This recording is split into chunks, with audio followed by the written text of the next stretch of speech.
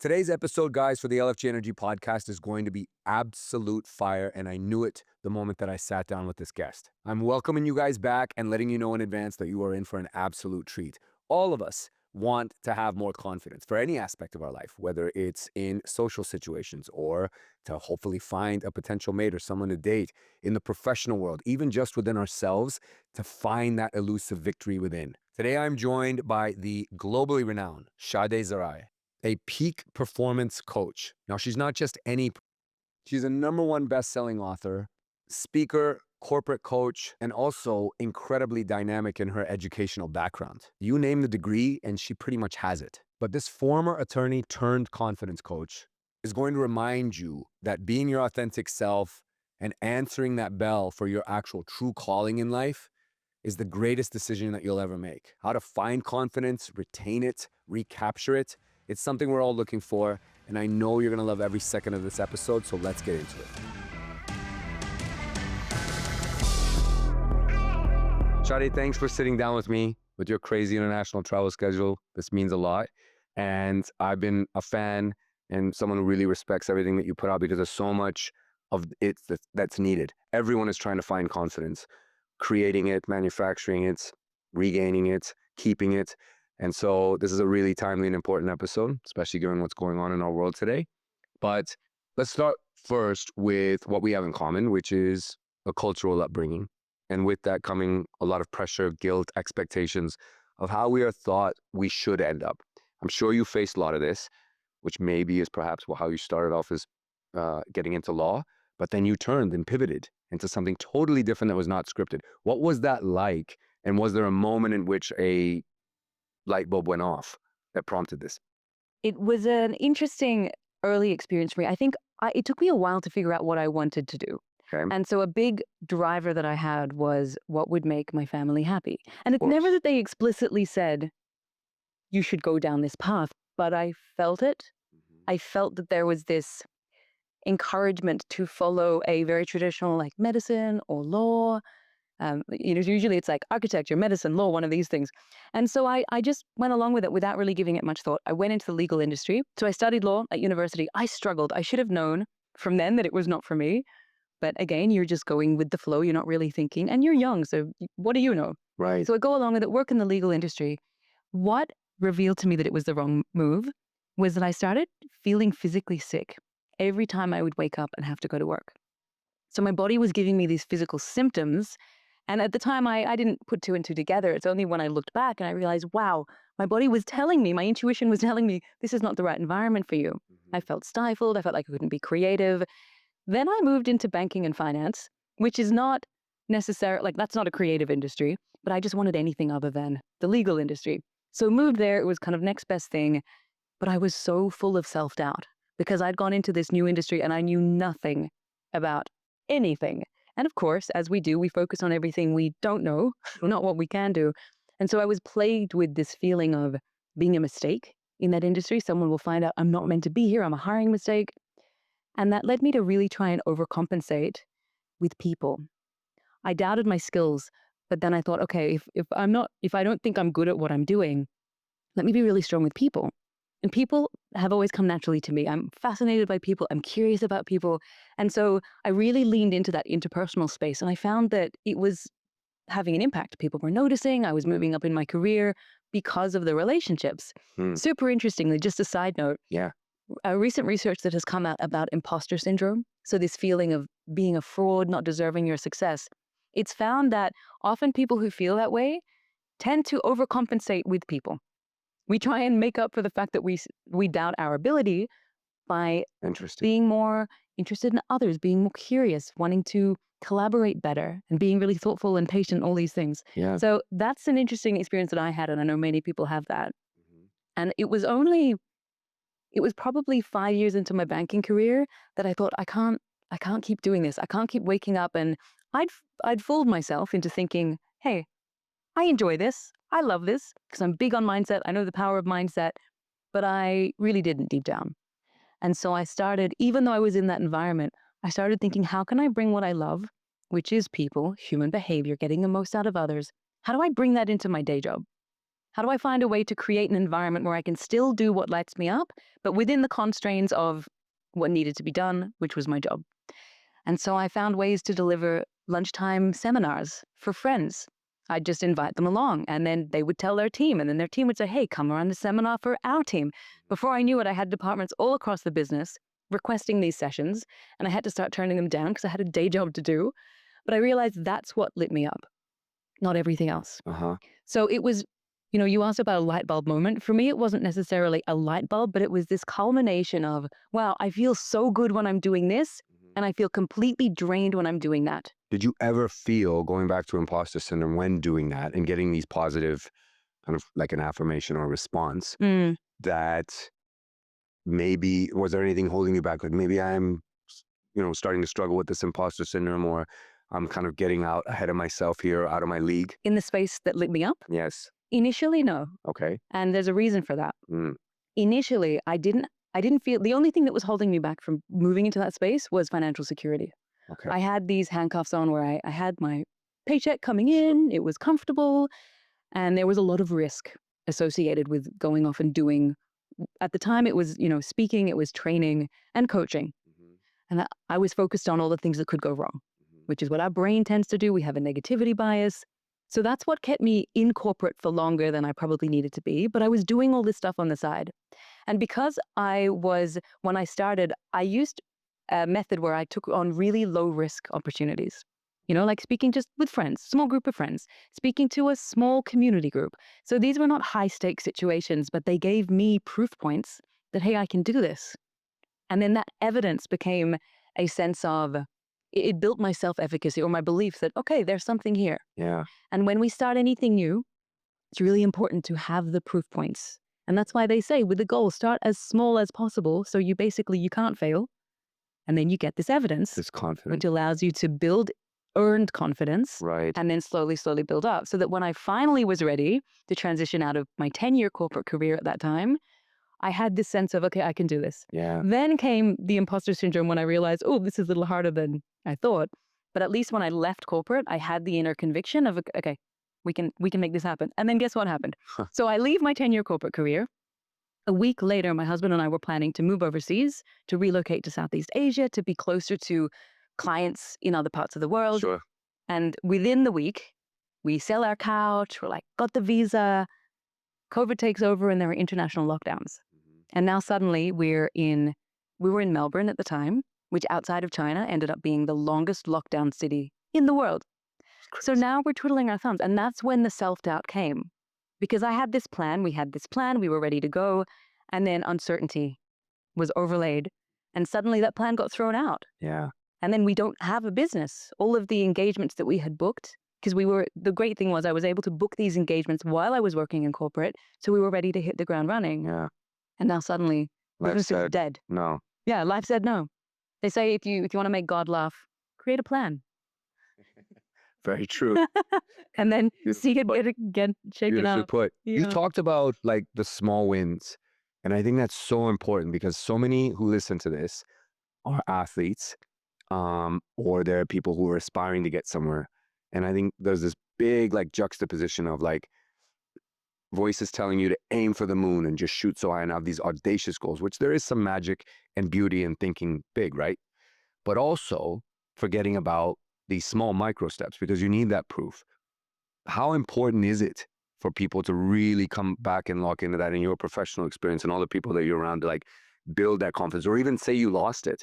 You were confident, you lost it along the way, and you're like questioning your existence. Was I ever that good? Did I ever even belong? Should I even be here? Is getting a small win like that critical step to getting back on that pathway, in your opinion? Absolutely. It's like a pattern interrupt. Okay. So when we experience a setback, and I imagine this is really common with athletes, some of the clients that we worked with are in that space, your sense of value is closely linked with your performance.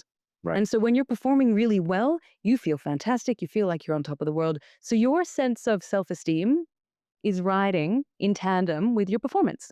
And that's great when things are going well. But then when you have that experience where you drop, your performance is not where it needs to be, something else comes up, because your performance is dropped, your self-esteem plummets too. And that's really dangerous. That's when our sense of value is intertwined with our achievement. So first thing is we need to separate them. But when we're in that low state, it feels terrible. It's all consuming. And then, as you said, we have this like existential crisis. Have I been doing the wrong thing with my life? It's called the Valley of Despair. Okay. And again, there's lots of research that looks at why this happens. So your competence is there. You've got the competence, but your confidence has plummeted.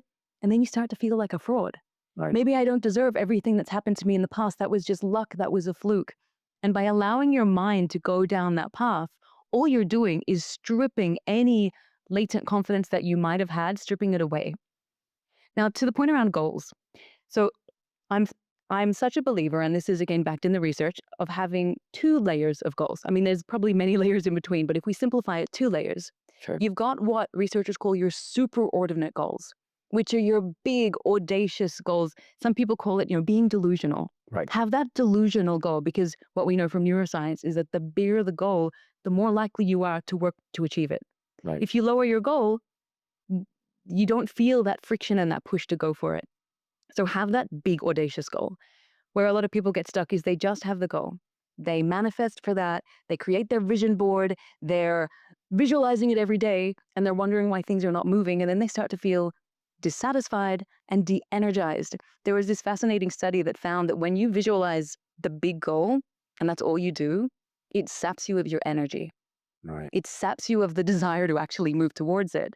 And the reason is because your brain is seeing that there's a really big gap between where you are and where you want to be. And it's like, no way, not possible. It's draining. Yeah. Exactly. And so that's where these subordinate goals, that's what the researchers call it, the subordinate goals are super important.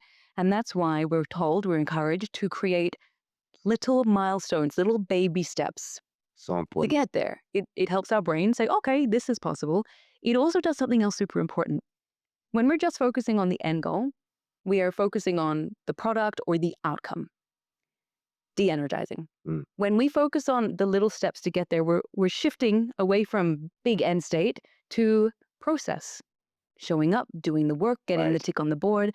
And that is incredibly motivating. It also lowers the bar for us. So often I see really high potential people not get started on something or hold off until they feel like they're ready, until they feel like they're confident. But it's because they're trying to get there too quickly. They know they can't get there, so they're proactively procrastinating and telling themselves as an excuse, I'll do it when I'm confident, I'll do it when I'm ready, when I'm motivated. Mm-hmm. And then they never get started. So it's a beautiful excuse, keeps them stuck.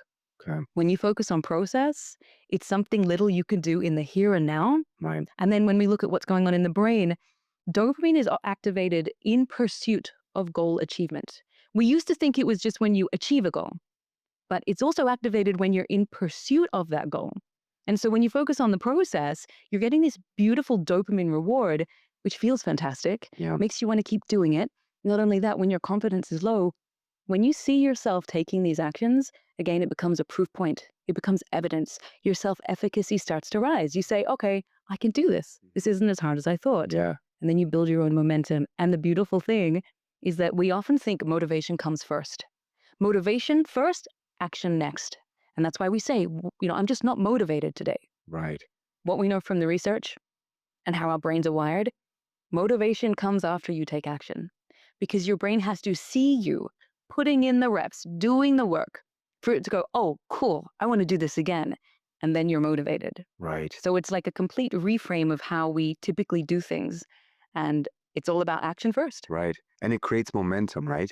Talk to me about that in that process, because what I'm feeling as you're saying it, it's taking me to so many great places from personal experience and other frames of these micro steps and being fixated on the process. I love that you said that, because then we get these affirmations and it's slowly building the confidence. And when we call it like, a winning streak, right? When you stack some really good days on top of one another, you have a streak, which is then creating momentum. And how important is that when kind of ascending on that trajectory towards that audacious goal? Well, it's all about consistency. Yes. And consistency beats talent when talent doesn't work hard. I didn't come up with that. Someone else came up with it, but I love that I'm quote. going to give you credit for it now. Yeah, Shadé Zahrai. Okay. And I think it's so beautiful because it makes it really attainable. And you realize that it's the person who shows up every day, even when they don't feel like it, who has the discipline, the consistency that ends up seeing that gains. I mean, Atomic Habits, James Clear talks about it as the 1% rule. Yep. Every day you're working at it, just aim to get 1% better. Right. And you have this incredible cumulative impact by the end of the year. But a lot of people, they are not consistent. And consistency builds momentum. Something that Jerry Seinfeld used to do is he used to have a calendar on his wall. And this was back when he was starting. And he said, every single day I want to practice comedy in front of the mirror, just at home. And every day he did it, he put a big green tick in that page or in the little box for that day. And he said what it did is over time, he was seeing these ticks increase every day that he did it. And so it created two things. First, it was like a little dopamine hit. Cool, I'm getting closer to my goal. Secondly, he didn't want to break the chain.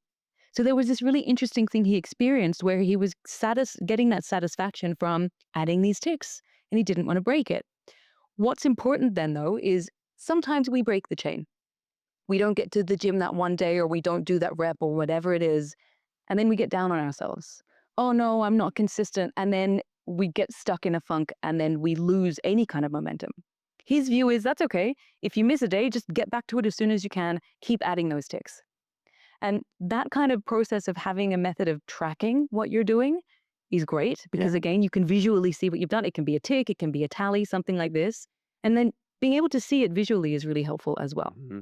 Something else you mentioned, which is worth touching on, is this idea of when we make our goal about the process, it allows us to stop focusing on the where we want to be. I'll use an example of writing, being an author. Some people say, oh, I want to be an author, and they haven't written their first word. That's a really intimidating goal if you haven't even taken the step. And so what is encouraged is it's called an identity-based goal, where instead of saying, I want to be an author, you go, well, why? Like, what's going to allow you to get there? It's okay, well, actually, I want to write. I want to be a writer. And that's going to allow me to publish the book and be an author. Mm. So if you reframe it and go, okay, I want to be a writer, which means I'm going to write a paragraph a day. That's my tiny goal. Doesn't matter if it's good, doesn't matter if it's bad. It's just the act of writing. Yeah. Then the very first day you do that, guess what? You have already achieved the goal of being a writer. Right. And so it's a beautiful way that we can start to embrace a new identity as we're moving towards these goals. Yeah. Because it should fundamentally be linked to the kind of person you want to be. Right. And this is beautiful because we lose sight of that because we're so attached to the outcome often. I did a talk on this with some athletes recently that, look, the reality is, and it was for these athletes that are competing in Taekwondo, they're all leaving for the World Championships. The reality is, from the mathematical standpoint, it's certainly only a few of you will get a medal. That's it. So everyone who had the gold medal in mind, I'm going to disappoint you now. Not everyone will get one. And if you're so attached to that, you lose sight of the beauty of what happened during that time. Yeah. So I asked everyone, and I ask you this question too, like when we put that out and cut this goal off and say, okay, this is not an outcome that can happen. So absence of that, what do you define as success for this whole journey? Maybe you become a different person. Maybe you broke through barriers. You proved to yourself you could do something, And I think there's great magic in that. It ties back to what you're saying, right? In terms of not being so attached to that outcome, but actually celebrating what you became in the process. Because that could be the elusive victory within, in the whole journey, right? It's such a great example you give of how the athletes you're training, you spend all these years and only a handful of you are actually going to make it. In fact, even when it comes to NASA and astronauts, yes, astronauts spend years, decades training, and like a very, very, very small percentage even make it to space. Can you imagine spending decades training to do something and then never even doing it? Mm. If their view was, I want to be an astronaut, they would probably give up after the first year. Yeah. Or when they find out, okay, there's X percentage of chance that you'll get there. Right. But instead, for them, they make it about the process, the journey, and I love how you said it, who you're becoming. Mm. There's this beautiful concept called self-image, which is how we see ourselves. It's the internal mental blueprint we have about who we are. And this is something that Dr. Maxwell Maltz talks about in his book, Psycho-Cybernetics. Great book, highly recommend that one. Okay. How you see yourself, like you can never rise above your opinion of yourself. Because of how our brain is wired, if you do not see yourself as someone who is capable of something, your brain will sabotage you. Your mind will sabotage you to keep you performing to where you think you are, to what you think you're capable of. Mm-hmm. And so when we start thinking about identity and who you want to be, you can really lean into this idea of, okay, it's not going to be about the goal. That's kind of like the nice byproduct. but we have no control over whether we will get there or not. Of course. I want to build $1 billion business, fantastic, but anything could happen. So who are you going to become when you get there? Well, I want to be someone who is innovative and has had a massive impact and who has really shaken up certain industries. Okay, great. Embrace that. Make that who you want to be so that every single day you're making progress towards that. And then if it happens, great. If it doesn't, it hasn't been a waste. You are still the person who has developed yourself, your character, your focus, your ability Right. on that path. The elusive victory within. Exactly. Right? That's what you became, Exactly. right? And that's the gift in all of it. Now, you mentioned NASA, and there was something fascinating about that because I remember reading, and I think maybe I heard it from Tony Robbins on a podcast or something, that the amount of people who went to space, went to the moon, have been out there, which is so few, the vast majority of them, when they came back, either became drug addicts, alcoholics, quite suicidal, because what was after that? Yeah. Like, what else is there in life? I've reached this pinnacle, right? So there was a element or the component or quotient of fulfillment that was attached to it. Was this thing they got to do. The fulfillment not being attached to it left them feeling so empty and looking around saying, well, what else is there? How do people not lose sight that there has to be a fulfillment quotient attached to things? Because you talk about draining confidence, like destroying your confidence. You could go from literally being on top of the world or actually beyond the world in this context, out there in space, to nothing. It's the classic post-goal downer. You expect, once I get there, Right. everything will change for me. You know, I will feel like I've achieved and I'll feel satisfied. And as you say, so often when it comes to goals, I think the other element when it comes to going to space and seeing the Earth as a tiny speck is you suddenly realize just how insignificant you are. And I think if you don't have a life of meaning, that can be really disorienting. If you have a life of meaning, I think that's a wonderful thing because then you realize there's so much more to life than me, me, me. And you think, how can I be of value and have an impact and contribute? But it happens so frequently with high performers. We set a goal. We tell ourselves, when I get there, everything will be right. I will feel like I'm enough. I'll feel happy. And then we get there. It's the achievement fallacy. Right. You know, we do not experience that. And that's why making the process front of mind and who you're becoming along the way has to be the foremost thing that we're focusing on. Absolutely. Absolutely. Beautifully put. When it comes to confidence itself, I want to ask you, how do people in your world, you see them actually sabotaging or draining their confidence? Is there ways in which they're doing it? And also additional note to that, for you personally, because I want to make this next bit about you as well, like in drawing an example, have there been moments where you've done this to yourself as well, where you've maybe sabotaged your own confidence, and how did you actually turn that around? So when it comes to confidence, it's such an elusive, because it's so subjective, right? It's not really something you can objectively measure. It's how we feel in the moment. And interestingly, our confidence can be impacted by something as simple as what we had for breakfast that day, how much sleep we had, whether we're feeling fit in our bodies, all of these things. But there are certain habits that we found consistently undermine confidence the most. Okay. I would say there are going to be two that I'll share that are relevant to this audience. The first one is the trap of comparison. Now, as humans, we are wired to compare ourselves to others, and it has an evolutionary function. You know, when we used to live in communities, we would be using other people as comparisons to make sure that we belong in a group, that we have people who have our backs. So we're part of something. Right. Our brain has never really adapted to the modern world, so we're still doing this. And in the absence of objective markers, we use other people as a mirror to assess our own abilities. And so when you're in an environment where you're with other people who are also high achievers, so athletes are often with other athletes who have done very well, what your brain will often do if you struggle with confidence is not look for neutral comparisons. It's going to look for proof that you are falling behind. It won't look at anywhere where you're actually doing really well. It will fixate on that one tiny thing that someone else does better than you. And then you start to focus on that. And then you start to feel, am I doing the right thing? Have I made a decision?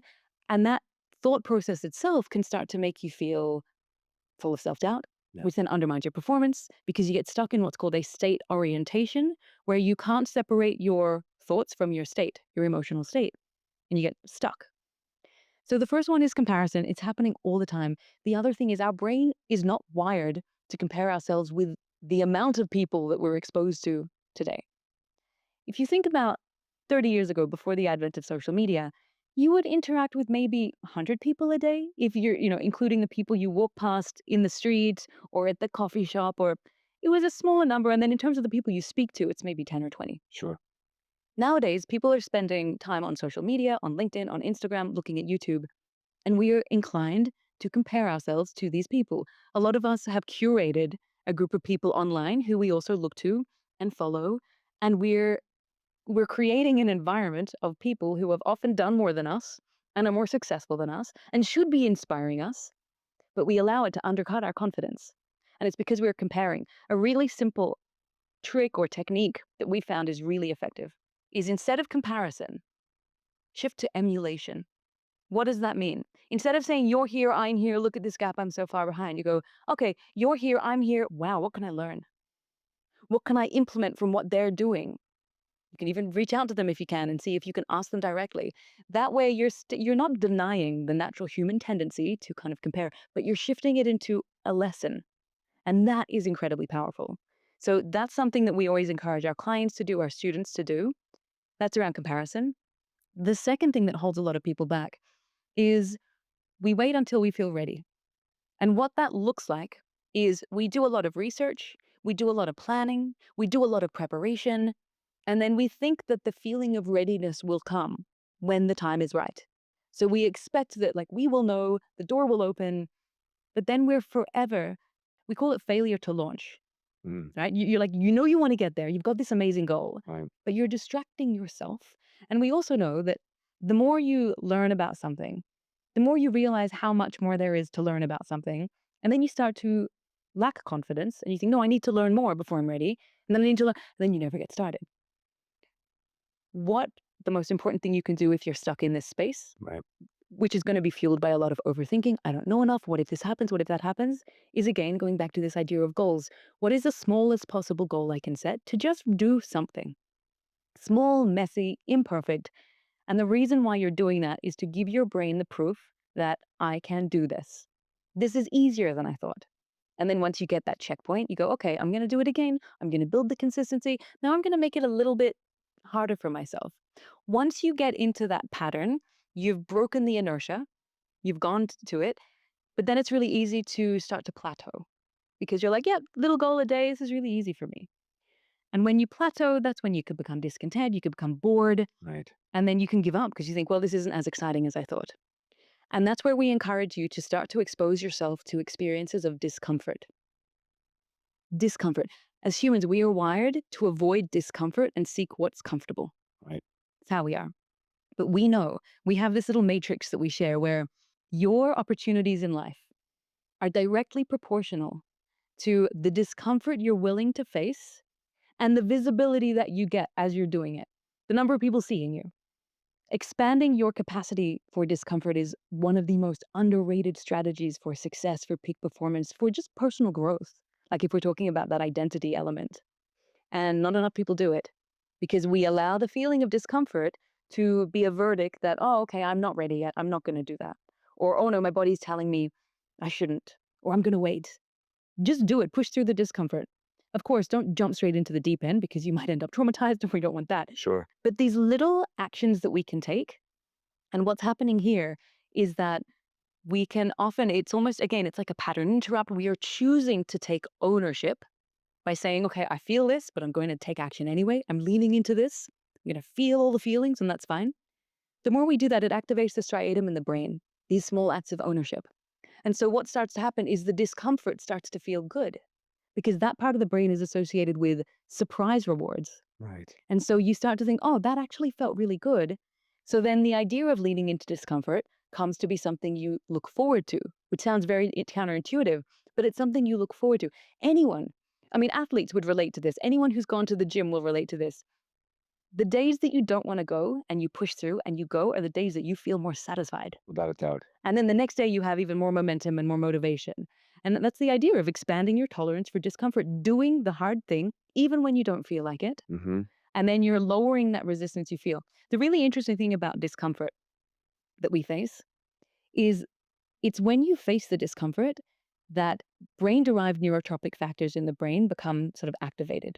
These are proteins that are responsible for learning. What does that mean for us? That means that you only really learn when you are challenged, when you're experiencing discomfort. But too many of us take the discomfort as a sign that I should just give up or not for me, or I'll just take the easier option. So lean into the discomfort and say to yourself, this is me learning. This is my brain creating new pathways Right. that's going to make it easier next time. And that's why it does get easier as you The do it. growth is. Completely. Yeah. What about you on a personal, like where have you either kind of drained accidentally your own confidence, sabotaged it? Maybe it's something recent that's actually happened, right? Because you're human. I'm The human, rest of us, very right? human. I'd say there are two, and they have been more recent in the last 5 years. Wow, The okay. first one is absolutely going onto social media. So our story is an interesting one, and I'll share it very quickly. Please. We never expected to, so just by way of background for anyone listening, we have an audience of about 5 million cumulative across platforms, and it mainly happened during COVID. So again, as I shared, we were about to go overseas, lockdown happens, we now have no business. So for months, we're waiting because no one knew how long it would go for. We're No, like, maybe a week, maybe 2 weeks. It's like a couple of months. what we were told, yeah. That's what we were told. Maybe a control method, who knows? Right. And so we thought, okay, how do we help people? Our business is about helping people, but we are not able to go to the companies that wanted to work with us. Everyone's at home. How do we reach them at home? And so actually, the first thing I did was create because there were a lot of layoffs at the time. So Faisal and I, my husband and I, we created a free interview program for people. It was free. We didn't want anything out of it. We put it on Udemy, made it free. 10,000 people accessed it.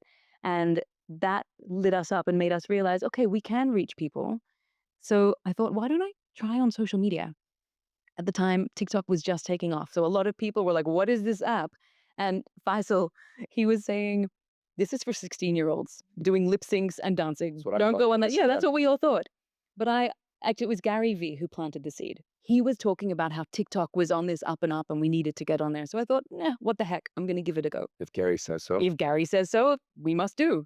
Yeah. But I also knew something about myself. I knew that if I don't see traction in a couple of days, like I'm very decisive, but if I don't see traction in a couple of days on something, I assume this is not the right path. Let me try something else, which is good in some circumstances, but not so great in other circumstances because I don't give things enough of a go.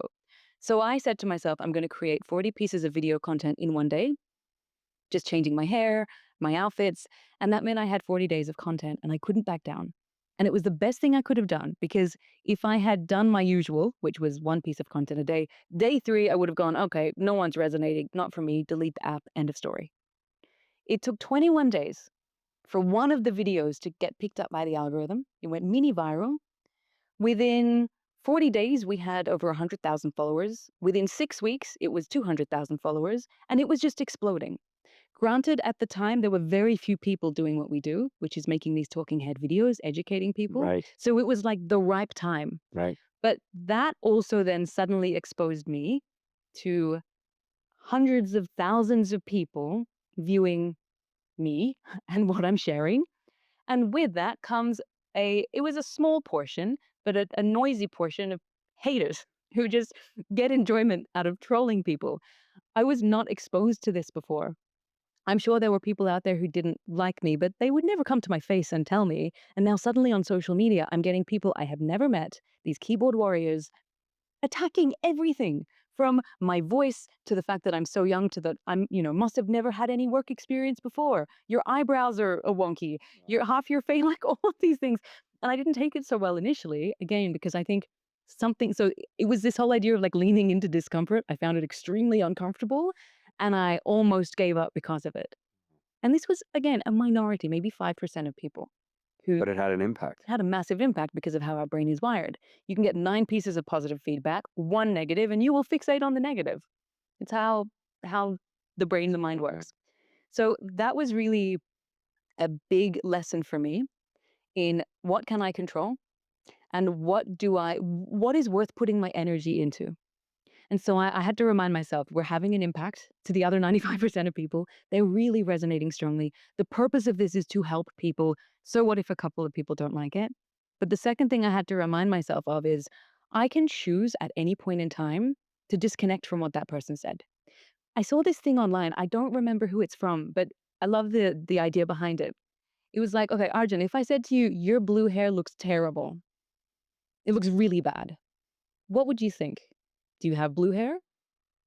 No. No, you don't have blue hair. Blue hair. So would you identify with that comment?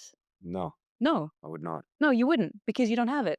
And so what this person on online was saying is that you can choose to just not identify with what the person said because it's one tiny piece of who you are. Right. And in fact, it's not even who you are, it's what they're projecting onto you. And I found that really valuable. So I then would approach hate mail in one of two ways. One, I would engage with the person, like, thanks for sharing your feedback. What are your thoughts? I'd love to hear more from you. And in 80% of cases, after a couple of back and forths, they were like, love your content. Thanks for the chat. Um, but then I realized that was still, and so I did that. Sometimes I still do that. Yeah. But it was still taking a lot of energy from me because as I was doing it, I'm a recovering people pleaser. So as I'm doing it, I'm feeling really anxious and I'm wanting to get their approval. And I realize that's not healthy. So now when I get someone who's unhappy with what we're creating, I do them a favor by blocking them. And the reason is more that if they're that unhappy by seeing me pop up in their feed, I don't want them to experience that anymore. So let me remove myself from their feed. Mm. So that's kind of that piece. But that was big. This exposure, what will people think of me? Complete strangers who have no bearing on my life. Yet it was very difficult for me to become comfortable with. It's a form of social rejection. Right. Not everyone likes me. Well, you got to acknowledge that truth if you want to do anything valuable in life. Yeah. The second area, which was more recent, was when I did a PhD. So the PhD was like a COVID decision. We're in the middle of lockdown, creating some videos, have all this time. I think maybe I can Get a pursue this. PhD. Get a PhD, why not? And it was very much passion driven because the topic area was organizational behavior. It's what's going on in our mind. How does it impact performance? And at that stage, but when I came to do the PhD, so, okay, let me just backtrack a little. That first year, because of social media exploding, we were getting people like JP Morgan Switzerland, Procter and Gamble Latin America, McDonald's USA reaching out to run webinars with their teams. So it became an incredible brand builder and exposure builder. Big time. And so we had an amazing year. We ended up being a business dead in the water to suddenly having this thriving webinar business.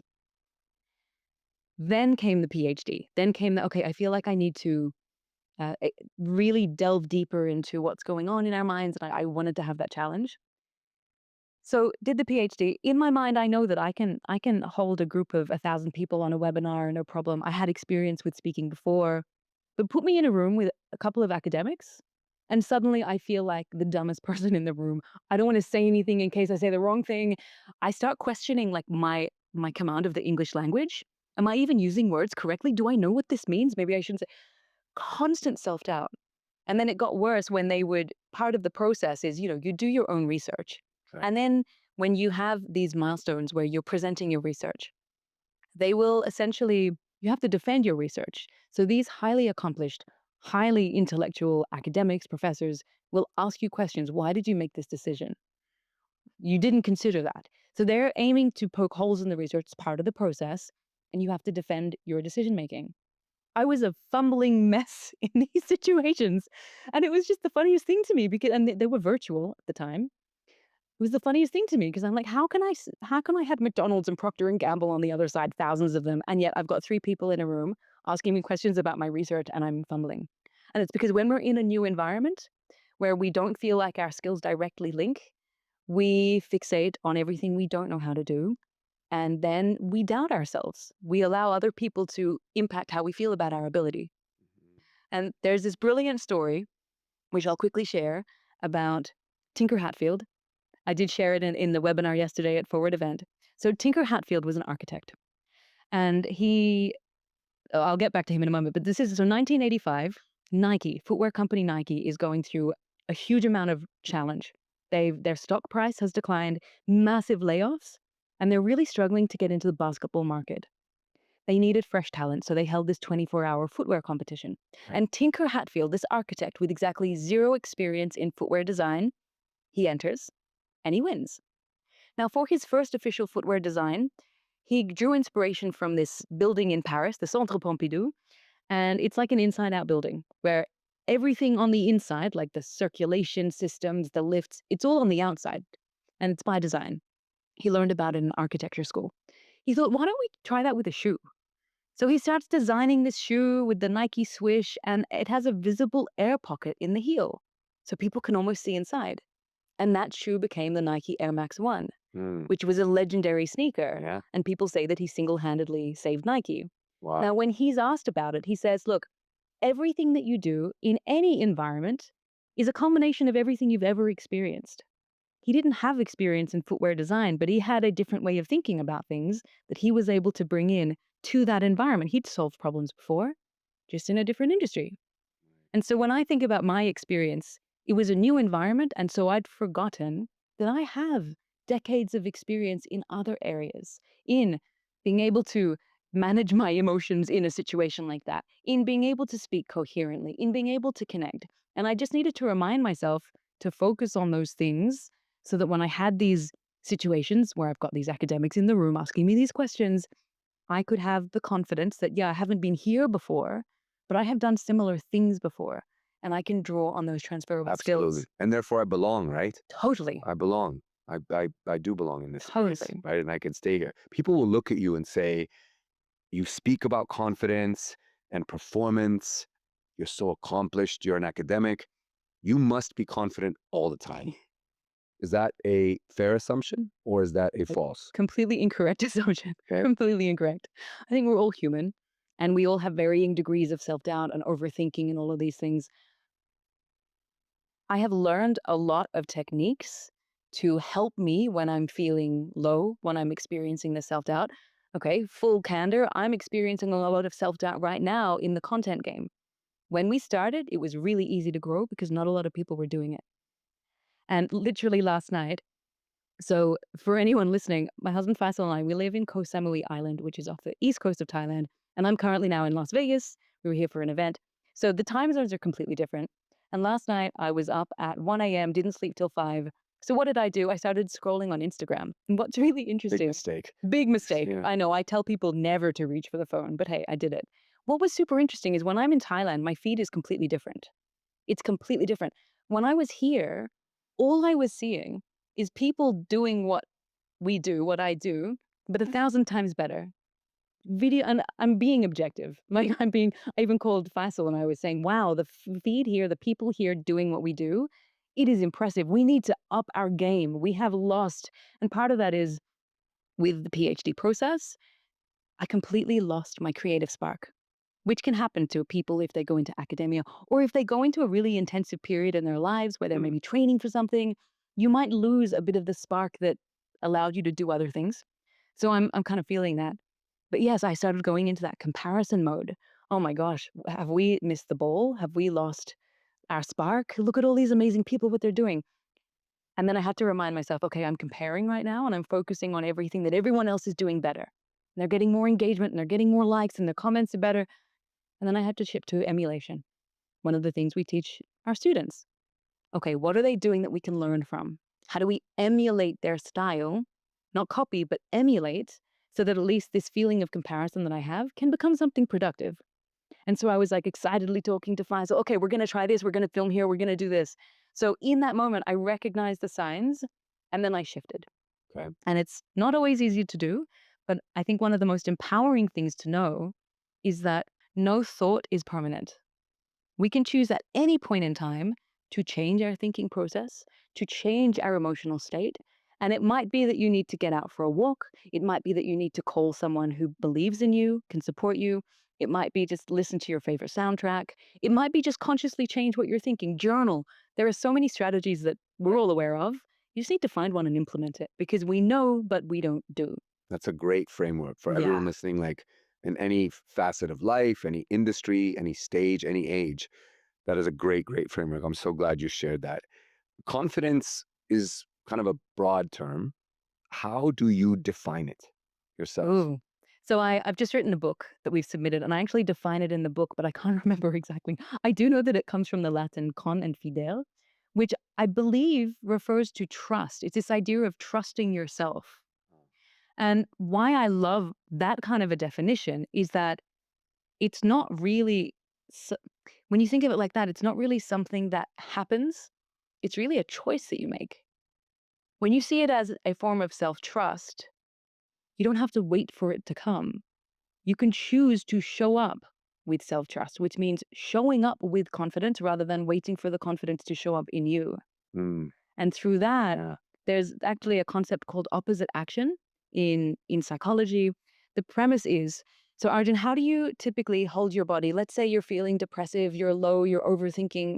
What usually happens to your body? It sinks in, you withdraw, Sinks in, withdraw. Exactly. slouch, well, yeah. So we have these physiological responses to our emotional states. And what is your body usually doing when you're confident and you're full of life and you're energetic? What happens? You're upright and Completely. yeah, standing up straight. And so, what opposite action suggests is when you're experiencing one of these sort of negative moods that are not helping you, that are undermining confidence, Yep. you don't have to listen to what your body is telling you to do. You can do the opposite. So, when you're feeling like withdrawing, opposite action just says, okay, well, we have a feedback loop between our brain and our body. So, hijack it. I'm going to sit upright. I'm going to smile. I'm going to engage with people. I'm not going to withdraw. What is the opposite that I could do right now based on what I'm feeling and what my body's saying to do? And it's such a simple concept, but it is so remarkable. Studies have been done and they found that people sitting exams, I think university students sitting exams, when they were slouching, they struggled with recall. They were not able to focus. They doubted what they were writing. They had a second group that was told to sit with an upright posture. They were able to think more clearly. They were able to focus longer and they performed better. Beautiful. They would have been feeling the same things, Yeah. but one group hijacked in a positive way their body, and that then shaped everything else that they were experiencing and feeling. Beautiful. And I love your definition at the onset of that of confidence and the root of it. And congratulations on the book. Thank By the you. way, that's coming out. We'll all be very excited to dive into that. I feel like confidence is so synergistic, aligned with the whole theme of this podcast. It's the LFG Energy Podcast, and it stands for what you think it stands for. It's let's fucking go, right? Like, let's fucking go. Energy is believing in yourself. It's not holding back. It's having that confidence, recapturing it, finding ways to keep it. When you lose it, regaining it, all those frameworks. So I have to tell you, like, this has been a masterclass in that and just listening to it. And I've learned so much just even sitting here on. I'm so happy to hear Yeah, that. no, it's great. And again, this applies to everyone, anyone out there that's listening to this at any stage in life, any age. There's something to take from this. What is the impact that you are like now pursuing? Like, what's driving Shadé now? Like with her work and her mission, and who she's hoping to reach now. Like, what's on the frontier for you? Oh, I like that question. It's almost like, what is the future identity that I'm trying to work towards? Yes. For me now in my life, it's contribution. Mm, So how can I contribute as best as I possibly can, which is how can I have an impact on more people? How can I help more people? How can I take what I know and what I've learned and what my research has shown and convert it into something that is easy for people to understand and apply? Because we are living in an information overloaded world where, again, we know, but we don't do. right. Because there's just too much. You don't know where to start. And a lot of the time, we're in this consumption loop where we consume something like an amazing YouTube video or an incredible podcast or an amazing book. And we're so on fire. But instead of channeling that on fireness into action, we're like, what's next? What's the next podcast I can listen to? What's the next book I can read? Because there's this seductive quality with consumption and Right. personal development and being the best you can be. And the volume of all of it, right? Yeah. Absolutely. But nothing changes unless you turn it into application. So really for me, it's about contribution, and how I want to contribute is giving people the tools to apply what already exists and what we teach and what, I found through the research. So that's really what's driving me. Beautiful. How about you? What's driving you? Well, this is interesting because you're saying something that actually was going to segue beautifully into what I ask every guest at the end. Not every guest, actually. I should take that back.